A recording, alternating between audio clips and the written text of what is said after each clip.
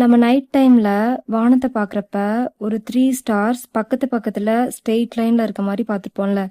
அது வெறும் ஸ்டார் கிடையாது. இப்போ நம்ம பார்த்துட்டு இருக்கிறது அதோட ப்ரெசன்ட் ஸ்டேட் கிடையாது. ஒரு 2000 வருஷத்துக்கு முன்னாடி அது எப்படி இருந்ததோ அதை தான் இப்போ நம்ம பார்த்துட்டு இருக்கோம். அதாவது ஒரு 2000 வருஷத்துக்கு முன்னாடி இருந்த அதோட இமேஜ் வந்து லைட் வேகத்தில் ட்ராவல் ஆகி பூமியை வந்து ரீச் ஆகிறதுக்கே இவ்வளோ வருஷம் ஆயிருக்கு. ஸோ இப்போ நம்ம பார்க்குறது இதுக்கு முன்னாடி இருந்த அதோட கடந்த கால இமேஜ் தான் இப்போ நம்ம பார்த்துட்டு இருக்கோம்.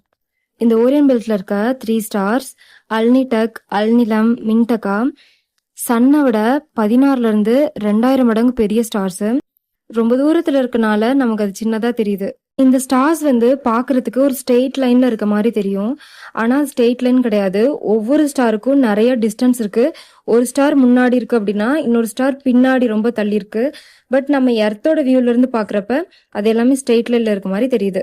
எர்த்க்கும் ஓரியன் பெல்ட்டுக்கும் இவ்வளோ லைட்டஸ்ட் டிஸ்டன்ஸ் இருந்தாலும் இந்த அளவுக்கு பிரைட்டா நம்மளோட வானத்துல தெரியுது. இதுக்கு காரணம் என்ன அப்படின்னா இந்த 3 ஸ்டாரும் ப்ளூ கலர்ல ரொம்ப பிரகாசமா இருக்கக்கூடிய ஸ்டார்.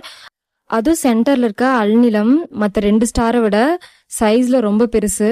இந்த 3 ஸ்டாருமே வானத்துல பிரைட்டா ப்ளூ கலர்ல பிரகாசமா இவ்வளோ தூரம் லைட் டிராவல் பண்ணி வரனால இதை வந்து ப்ளூ சூப்பர் ஜெயிண்ட்னு சொல்றாங்க. ஸோ இனிமேல் நீங்க வானத்துல இந்த 3 ஸ்டார்ஸை பாக்குறப்ப அதோட கரண்ட் வேர்ஷனை நீங்க பார்க்கல. 2000 வருஷத்துக்கு முன்னாடி அது எப்படி இருந்ததோ அதை தான் நீங்க பார்த்துட்டு இருக்கீங்க. அதோட கடந்த காலத்தை பார்த்துட்டு இருக்கீங்க அப்படிங்கறத ஞாபகம் வச்சுக்கோங்க.